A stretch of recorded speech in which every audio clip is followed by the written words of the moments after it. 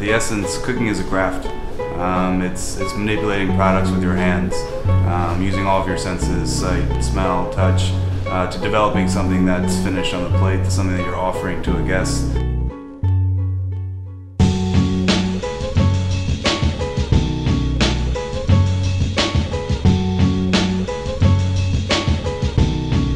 The way that I find inspiration daily is everything that kind of surrounds you. It's not just the produce that we use, the meat, the animals that we break down. Inspiration can be in the weather, how hot or how cold it is.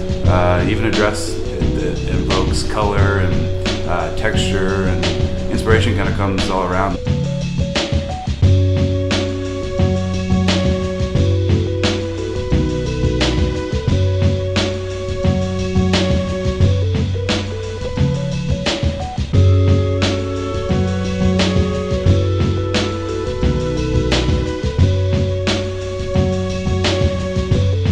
We execute our vision by hopefully completely understanding everything that we do.